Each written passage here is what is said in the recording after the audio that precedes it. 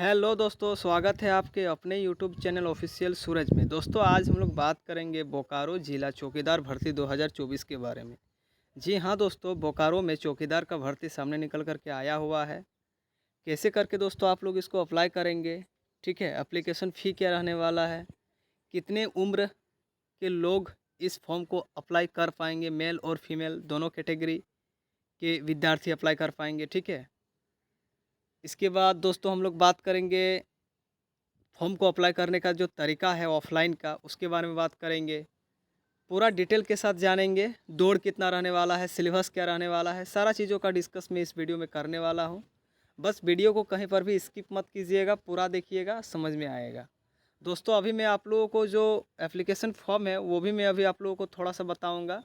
फिर अलग से इसका एक वीडियो बनाऊँगा जिसमें एप्लीकेशन फॉर्म को किस तरीके से आप लोग भर के स्पीड पे पोस्ट करोगे, ठीक है। हाथों हाथ या फिर स्पीड पोस्ट, देखते हैं किस माध्यम से ले रहा है। ज़्यादातर दोस्तों ऑफलाइन फॉर्म जो होता है वो स्पीड पोस्ट के माध्यम से ही लिया जाता है, ठीक है।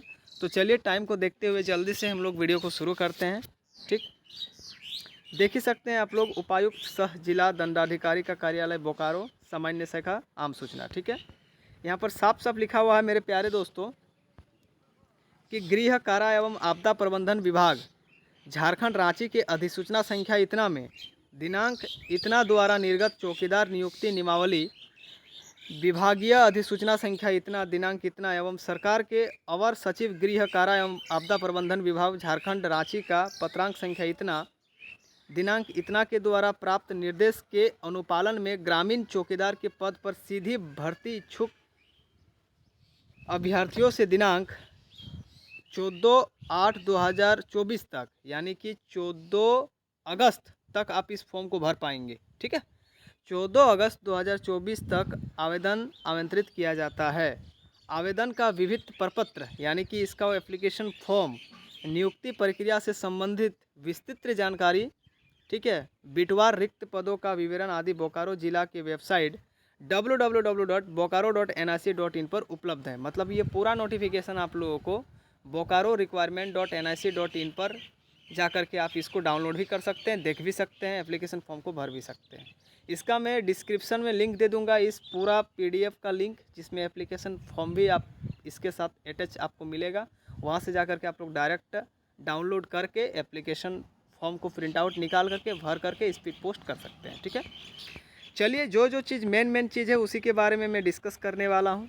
देख सकते हैं, उपायुक्त सह जिला दंडाधिकारी का कार्यालय बोकारो जिला सामान्य शाखा, ठीक है। ये DC ऑफिस से सामने निकल करके आता है दोस्तों। विज्ञापन संख्या, यहाँ पर सब कोई कन्फ्यूज रहते हैं। देखिए यहाँ पर विज्ञापन संख्या दे दिया है 1/2024 चौकीदार संवर्ग नियुक्ति परीक्षा 2024 के संबंध में, ठीक है। अब यहाँ से इसका मेन चीज़ दिया हुआ है मेरे प्यारे दोस्तों, ठीक है। आप लोग इसका ऑनलाइन प्रोसेस जो है स्टार्ट हो चुका है, ठीक है। 14 अगस्त 2024 तक इस फॉर्म को आप लोग अप्लाई कर पाएंगे। पद का नाम देख सकते हैं, चौकीदार है। रिक्त पदों की संख्या 163, यानी कि टोटल 163 पदों पर भर्ती सामने निकल करके आई हुई है। कोटि और रिक्त पद देख सकते हैं अनारक्षित, यानी कि जनरल के लिए 99 पोस्ट है। अनारक्षित अनुसूचित जनजाति यानी कि ST, ठीक है। अनारक्षित मतलब जनरल होता है मेरे प्यारे दोस्तों, 99 पोस्ट है उन लोगों के लिए। अनुसूचित जनजाति यानी कि ST के लिए 23 पोस्ट है। अनुसूचित जनजाति यानी कि SC शेड्यूल कास्ट के लिए एक भी पोस्ट नहीं है, ठीक है। यदि अनुसूचित जनजाति वाला कोई भर नहीं पाएगा और उन लोग का बच जाएगा तो फिर इसमें SC को पद दिया जा सकता है, या फिर डायरेक्ट आप जनरल से भी फाइट कर सकते हो, ठीक है। अत्यंत पिछड़ा वर्ग के लिए, ठीक है, 25 सीट है, और पिछड़ा वर्ग के लिए फिर 0 सीट है। और आपका EWS के लिए 16 पोस्ट है, ठीक है। इसमें देख लीजिएगा, इसमें शॉर्ट फॉर्म में है। और कुल इसमें आपका हो गया 163, ठीक है, यानी कि 163 पद। यहाँ पर और एक चीज़ क्या दिया गया है, इसको पढ़ना जरूरी है कि उक्त पदों पर चिन्हितीकरण, ठीक है, उक्त पदों का चिन्हितीकरण एवं स्वीकृति विभागीय आदेश एवं अन्य न्यायालय के आलोक में आवश्यकता अनुसार विज्ञापन में आंशिक पूर्ण संशोधन अथवा विज्ञापन को रद्द किया जा सकता है, ठीक है। यदि कोर्ट से कुछ नोटिस वगैरह निकला तो इसको रद्द भी किया जा सकता है, डेट को एक्सटेंड भी किया जा सकता है, ठीक है। कोटिवार रिक्त पदों की विवरणी, बीट संख्या एवं नाम सहित परिशिष्ट 1 में संलयन है। परिशिष्ट 1 में टोटल इसका बीट वगैरह संख्या गांव के अनुसार, जो गांव है किस गांव में कितना सीट खाली है, टोटल इसमें डिस्कस दिया गया है, पूरा डिटेल दिया गया है। ठीक है। आरक्षण सरकार, झारखंड सरकार के द्वारा जिला स्तरीय मुफसिल स्थापना के लिए लागू आदेश आरक्षण है। ठीक है। पर्यटन, संस्कृति, खेलकूद को भी आरक्षण मिलेगा। ठीक है। चलिए, जो मेन चीज़ है उसके बारे में हम लोग बात कर लेते हैं। चलिए, यहाँ पर सबसे पहले आ गया शैक्षणिक योग्यता। क्या आपका न्यूनतम शैक्षणिक योग्यता होगा कि आप इस फॉर्म को अप्लाई करेंगे, इसके बारे में आइए हम लोग देख लेते हैं। तो यहाँ पर साफ साफ बताया गया है कि चौकीदार के पद पर नियुक्ति हेतु न्यूनतम शैक्षणिक योग्यता मान्यता प्राप्त शिक्षण संस्थान बोर्ड से 10वीं कक्षा उत्तीर्ण होना अनिवार्य है। ओनली आप यदि 10th पास है, 10वीं पास है, तो आप इस फॉर्म को भर पाएंगे। तथा अभ्यर्थियों को स्थानीय रीति रिवाज, भाषा एवं परिवेश का ज्ञान होना अनिवार्य होगा। वो तो प्रत्येक झारखंडियों को स्थानीय रीति रिवाज का ज्ञान होता ही है। ठीक है। दिनांक 1/7/2024 तक 10वीं परीक्षा उत्तीर्ण अभ्यर्थी द्वारा ही नियुक्ति हेतु आवेदन किया जाएगा। मतलब जो 1 जुलाई 2024 तक मैट्रिक पास कर चुके हैं वो भर पाएंगे। उम्र सीमा की अगर बात करें मेरे प्यारे दोस्तों, तो न्यूनतम उम्र सीमा की अगर बात करें तो यदि आपका 18 साल है तो आप इस फॉर्म को भर पाएंगे। और अधिकतम उम्र सीमा हाईएस्ट अनारक्षित यानी कि जनरल कैटेगरी के विद्यार्थी 35 साल तक अप्लाई कर पाएंगे। पिछड़ा, अत्यंत पिछड़ा वर्ग के अभ्यर्थी BC1 BC2 के अभ्यर्थी 37 वर्ष तक अप्लाई कर पाएंगे। वहीं महिला में अनारक्षित, पिछड़ा, अत्यंत पिछड़ा वर्ग 38 वर्ष तक अप्लाई कर पाएंगे। और अनुसूचित जनजाति और अनुसूचित जाति पुरुष और महिला 40 वर्ष तक अप्लाई कर पाएंगे। और कमजोर वर्ग के अभ्यर्थी EWS जिसको बोला जाता है 35 वर्ष तक अप्लाई कर पाएंगे। ठीक है। इसके बाद देख सकते हैं आयु की गणना जो है वो 1/7/2024 से की जाएगी। ठीक है। अभ्यर्थियों को संबंधित बीट क्षेत्र का स्थानीय निवासी होना अनिवार्य होगा। अभी बीट संख्या में आप लोग को दिखाऊंगा जिसमें फॉर्म में आप लोग को भरना पड़ेगा। ठीक है। जिस बीट के रिक्त के विरुद्ध वे आवेदन कर रहे हैं। ठीक है। और अभ्यर्थियों को कम से कम साइकिल चलाने का ज्ञान होना आवश्यक है। नियुक्ति प्रक्रिया एक स्तरीय होगी। देख सकते हैं सबसे पहले आप लोगों का लिखित परीक्षा लिया जाएगा 50 अंकों का। उसके बाद दौड़ भी होगा, हाइट वगैरह सब कुछ यहाँ पर डिटेल में दिया गया है। चलिए हम लोग बात कर लेते हैं। सबसे पहले इसमें बताया गया है कि लिखित परीक्षा जनजातीय एवं क्षेत्रीय भाषा लिखित परीक्षा 50 अंकों की ली जाएगी। जनजातीय और क्षेत्रीय भाषा का जो परीक्षा होगा वो 50 अंकों का लिया जाएगा। लिखित परीक्षा जिला से संबंधित सामान्य ज्ञान से क्वेश्चन रहेंगे, जीके से। स्थानीय भाषा जनजातीय भाषा से जैसे कि मुंडारी हो, भूमिज, संथाली, खुडुक, क्षेत्रीय भाषा कुड़माली, बंगला, उर्दू, उड़िया से संबंधित प्रश्न पूछे जाएंगे। ठीक है। लिखित परीक्षा में न्यूनतम 30% अंक लाना अनिवार्य होगा, तभी आप पास होंगे। ठीक है। इससे कम अंक लाते हो तो आप पास नहीं होते हो। सफल उम्मीदवारों की सूची 1:3 की संख्या में तैयार की जाएगी। 1:3 की सूची में आपका तैयार किया जाएगा। ठीक है। इसके बाद शारीरिक माप की अगर मैं बात करूं तो यहाँ पर देख सकते हैं, यहाँ पर दिया गया है कि अभ्यर्थियों का न्यूनतम शारीरिक माप निम्नलिखित होगा। क्रम संख्या यहाँ पर श्रेणी दिया हुआ है, यहाँ पर ऊंचाई सामान्य द्वीप में दिया हुआ है। ठीक है। सामान्य श्रेणी और अत्यंत पिछड़ा वर्ग के लिए। ठीक है। इसमें 100 सेंटीमीटर हाइट होना चाहिए।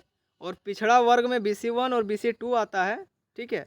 उन लोग का 160 सेंटीमीटर होना चाहिए। दोस्तों ये जो आ क व है ना, ये आपका EWS है। ठीक है। मैं माफ़ी चाहूँगा, सामान्य श्रेणी और EWS के लिए 160 सेंटीमीटर होना चाहिए।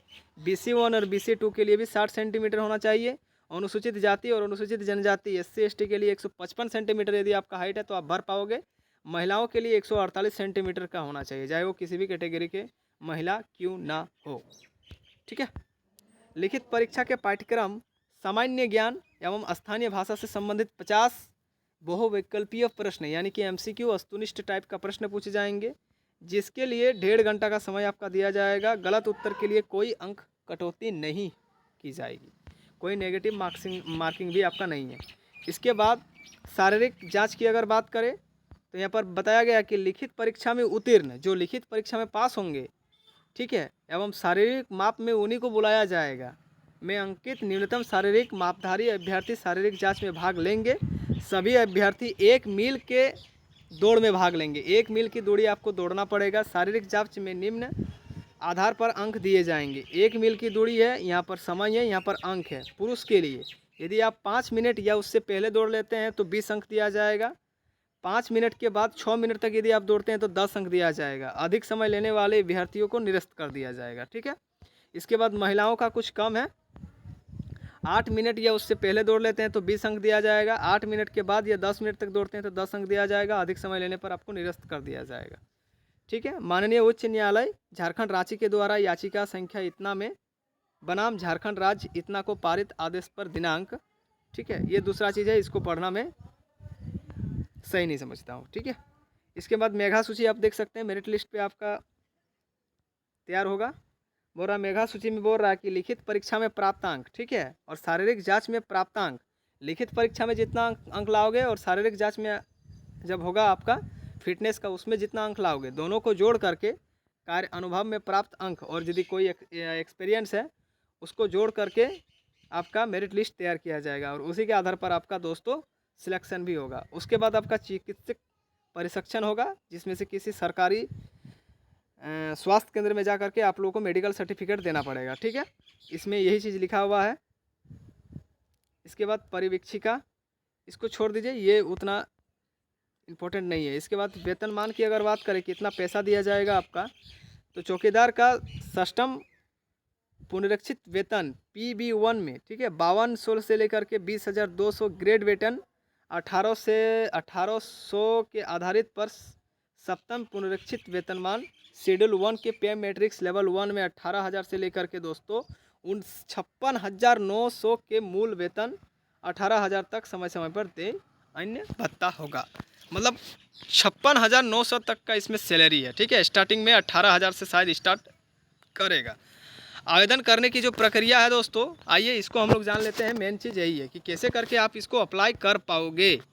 ठीक है। इसमें बताया गया है कि उपयुक्त योग्यता आर्यता रखने वाले उम्मीदवारों से विभिन्न प्रपत्र में आवेदन पत्र, आवश्यक कागजात यथा शैक्षणिक अंक पत्र, जितना भी आपका मार्कशीट है, चाहे मैट्रिक का हो, इंटर का हो, ग्रेजुएशन का हो, हालांकि न्यूनतम आपका मैट्रिक रखा गया है। यदि आप मैट्रिक का भी देते हो फिर भी आप एलिजिबल हो, उससे अधिक देते हो फिर भी आप एलिजिबल ही हो। ठीक है। प्रमाण पत्रों की 100 प्रमाणित प्रति, यानी कि सबका जेरोक्स कॉपी आपका निकाल लेना है मार्कशीट का, और नीचे में दोस्तों आपका खुद का साइन होना जरूरी है, उसी को 100 अभिप्रमाणित बोलते हैं, सेल्फ अटेस्टेड। ठीक है।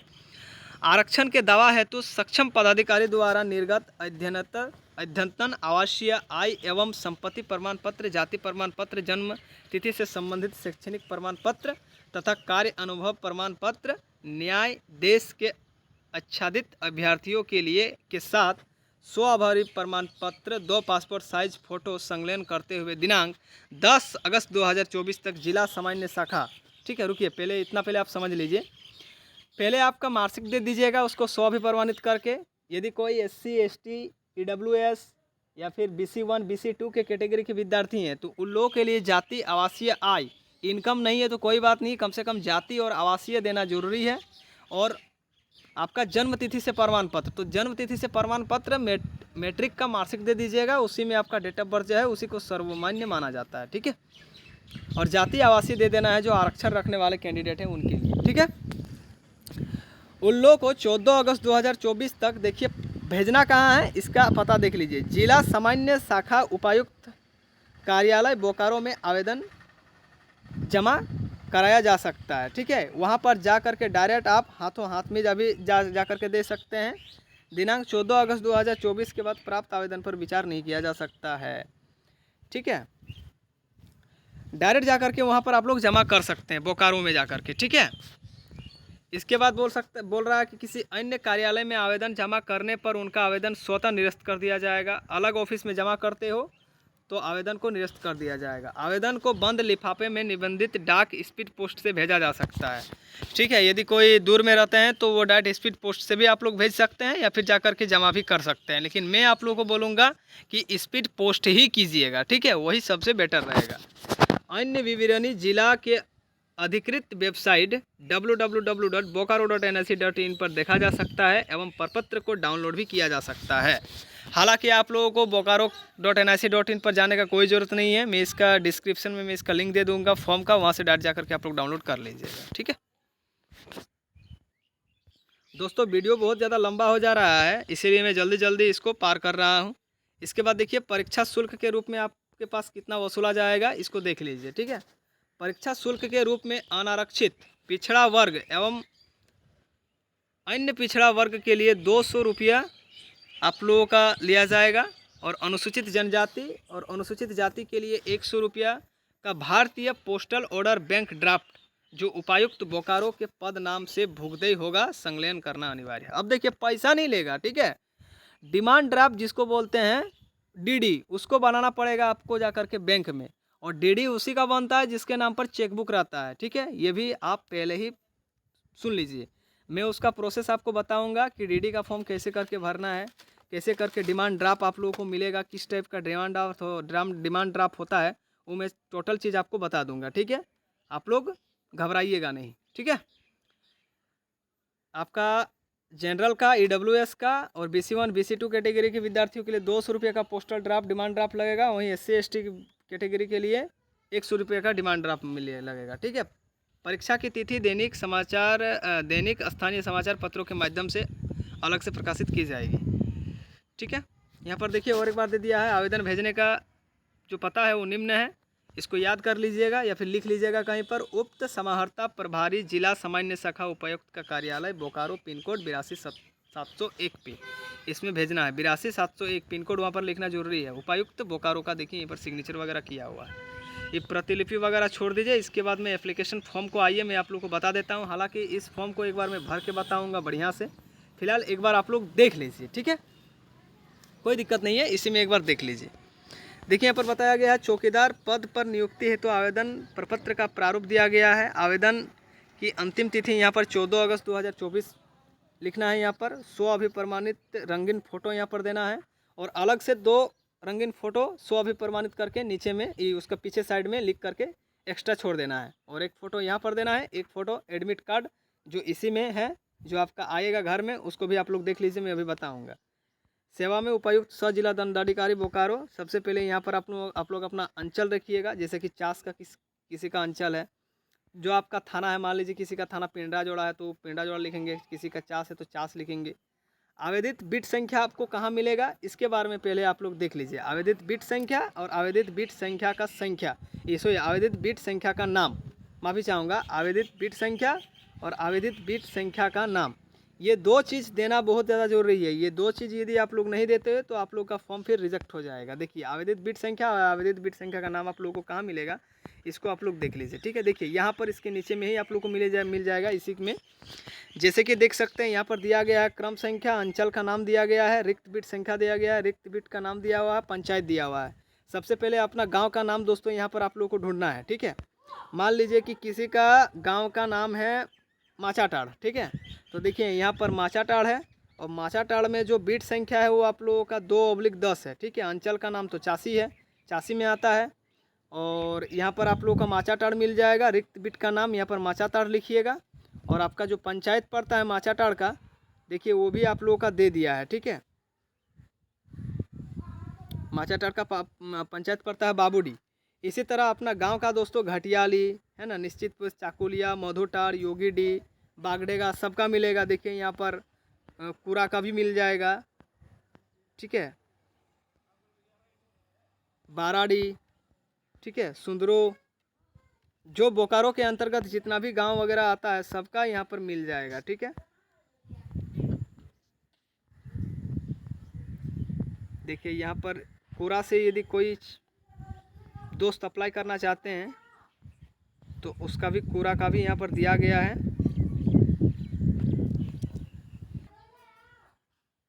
देखिए दोस्तों यहाँ पर आपका कुरा गांव का भी है। ठीक है, मान लीजिए कुरा का बिट संख्या कितना है, 2/1, और प्रखंड आपका चास पड़ता है, पंचायत आपका कुरा पड़ता है। ठीक है, इसी तरह काला पाथर का भी मिल जाएगा। ठीक है, मुंगो का भी मिल जाएगा, पटसो का भी मिल जाएगा। जितना भी गांव है अपना गांव वगैरह का सबका देख लीजिएगा। देखिए बहुत बड़ा इसका लिस्ट है दोस्तों, बीट संख्या वगैरह का, है ना, आप लोग देख लीजिएगा ये सब। पहले आइए एप्लीकेशन फॉर्म को कैसे करके भरना है, थोड़ा उसके बारे में मैं आप लोगों को बता दे रहा हूँ। ठीक है, तो देखिए दोस्तों, जैसा कि मैं यहाँ पर अंचल में यहाँ पर अपना चास लिख दूँगा। ठीक है, यहाँ पर थाना मान लीजिए कि मेरा पिंडरा जोड़ा है तो मैं यहाँ पर पिंडरा जोड़ा लिख दूँगा, आवेदित बिट संख्या 2/1 लिख दूंगा। आवेदित बिट संख्या का नाम में मान लीजिए कि कूरा गांव से अप्लाई कर रहा हूँ तो कूरा लिख दूंगा। पंचायत का नाम में भी मेरा कूरा है तो मैं यहाँ पर कूरा लिख दूंगा। ठीक है, सारा चीज़ वहाँ पर आप लोग का मिल जाएगा। इसके बाद यहाँ पर अभ्यर्थी का आपको नाम लिखना है। पहले हिंदी में लिखना है, उसके बाद अंग्रेजी के कैपिटल अक्षरों में लिखना है। वही पिता का नाम हिंदी में लिखना है, फिर अंग्रेजी के कैपिटल अक्षर में लिखना है, बड़े अक्षरों में। जन्मतिथि अंकों में लिखना है। ठीक है, उसके बाद यहाँ पर शब्दों में लिखना है। उसके बाद दिनांक 1/7/2024 को आपका उम्र कितना हो रहा है, वर्ष में, माह में और दिन में, इसको लिखना है। इसके बाद अभ्यर्थी का अस्थायी पता यहाँ पर आपको लिखना है। ठीक है, यहाँ पर पूरा एड्रेस दे दीजिएगा, पत्राचार का पिन कोड के साथ दे देना है, आप ही का पता। इसके बाद राष्ट्रीयता में भारतीय लिख दीजिएगा, मोबाइल नंबर लिख दीजिएगा, कोई ईमेल आईडी है तो उसको लिख दीजिएगा। आवेदित पद का नाम यहाँ पर चौकीदार लिख दीजिएगा। ठीक है, क्योंकि चौकीदार के पद पर आप अप्लाई कर रहे हैं। आवेदक के शरीर पर अस्थायी 2 पहचान चिन्ह देना है। मान लीजिए कि आपके गाल पे एक तिल है, वैसे ही लिख देना है, गाल पर एक तिल, और एक लिख देना है लेफ्ट हैंड के बाँ पर एक तिल। ठीक है, ऐसा करके 2 को लिख देना है आप लोग अपने अनुसार, ऐसा नहीं कि अंदाजे लिख देंगे। इसके बाद शैक्षणिक योग्यता में यहाँ पर देख सकते हैं, खाली आपका मैट्रिक में ही दे देना है। परीक्षा मैट्रिक एवं समकक्ष में देना है। हालांकि खाली यहाँ पर मैट्रिक का ही लेगा, क्योंकि और बॉक्स यहाँ पर बना हुआ नहीं है। यहाँ पर बोर्ड का नाम जैक लिख देना है। ठीक है, उत्तीर्ण वर्ष मान लीजिए कि जब आप अप्लाई किए हैं उसको लिख देना है। प्राप्तांक आपका कितना है, कितना नंबर लाए हैं, प्राप्तांक का प्रतिशत। ठीक है, यहाँ पर अपना लिख देना है, जितना आप लाए हैं उतना अपने अनुसार लिखिएगा। अभ्यर्थी का कोटि लिखना बहुत ज़्यादा जरूरी है। SC ST EWS की जनरल की जो है वो अपना लिख देना है। ठीक है, इसके बाद लिंक यहाँ पर दर्ज करना है अपना, मेल है कि फीमेल। ठीक है, यदि कोई दिव्यांग है तो उस पर टिक लगाना है, किस तरीके का दिव्यांग है उस पर टिक लगाना है। यदि खिलाड़ी है तो प्रमाण पत्र यहाँ पर देना है। ठीक है, यहाँ पर आवासीय प्रमाण पत्र का संख्या देना है, निर्गत तिथि देना है। जाति प्रमाण पत्र का संख्या देना है, निर्गत तिथि देना है। आर्थिक रूप से कमज़ोर EWS जो सर्टिफिकेट होता है, जो EWS लोग देंगे उनका यहाँ पर संख्या देना है। यहाँ पर प्रमाण पत्र संख्या देना है, यहाँ पर निर्गत तिथि देना है। परीक्षा शुल्क यहाँ पर बहुत इंपॉर्टेंट है, जो आपका डिमांड ड्राफ्ट में वो लिखा रहेगा। बैंक ड्राफ्ट संख्या यहाँ पर देना है। दिनांक किस डेट में इशू किए हैं, कौन सा बैंक से किए हैं, और राशि कितना का है, 100 का है कि 200 का है। ठीक है, उसको देना है।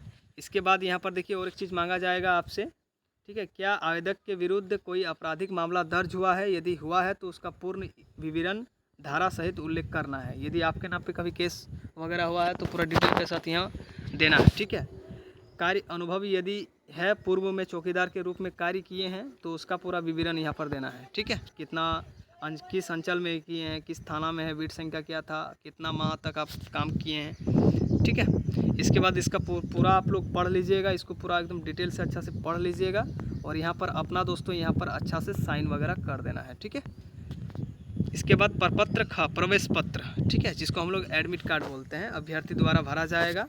यहाँ पर आवेदित पद का नाम दे देना है चौकीदार, आवेदक का नाम दे देना है जो आपका नाम है, पति का नाम दे देना है, पिता का नाम दीजिएगा, कोई फीमेल डाल रहे हैं तो पति का नाम दीजिएगा, पत्राचार का पूरा पता पिन कोड के साथ, और 100 भी प्रमाणित फ़ोटो एक यहाँ पर चिपकाना है। ठीक है, और ये सब आपको भरना नहीं है, ये केवल कार्यालय द्वारा भरा जाएगा। रोल नंबर, परीक्षा का स्थान, केंद्र, परीक्षा की तिथि व समय, जो आपका पोस्ट ऑफिस के द्वारा ही ऑटोमेटिक आपके पास आ जाएगा। ठीक है, और दोस्तों यहाँ पर एक फ़ोटो चिपकाना है 100 भी प्रमाणित करके, और एक एप्लीकेशन फॉर्म पे चिपकाना है, और 2 ऐसे ही पासपोर्ट साइज़ का फ़ोटो आपको लिफाफे के अंदर छोड़ देना है 100 भी प्रमाणित करके। ठीक है, बाकी बीट संख्या वगैरह आपको नीचे में जो लिस्ट है इसमें आपको पूरा डिटेल से दिया जाएगा, ढूंढ करके अच्छा से दीजिएगा। पंचायत, अंचल का नाम, बीट संख्या, बीट का नाम। ठीक है, ये नहीं कि अंदाजे जो मन सो हम लोग दे देंगे। ठीक है, तो ये था दोस्तों इसका अप्लाई करने का पूरा प्रोसेस। आशा करता हूँ मैं अच्छे से इसको बताया होऊंगा। कहीं से कोई चीज़ यदि छूट गया है, कोई कन्फ्यूज़न है तो ज़रूर आप लोग हमें कमेंट कीजिएगा। यदि वीडियो को दोस्तों आप लोग पूरा देख लीजिएगा तो आप लोगों को कमेंट करने का कोई ज़रूरत ही नहीं पड़ेगा, क्योंकि मैं पूरा डिटेल के साथ इसमें पे पूरा बता दिया हूँ, एक एक चीज़ को बता दिया हूँ। ठीक है, तो तब तक के लिए मैं आप लोगों से विदा लेता हूँ। जय हिंद, जय भारत, जोहार झारखंड। Thank you. वीडियो को लाइक ज़रूर कर देना और दोस्तों को शेयर जरूर कर देना। जय हिंद दोस्तों।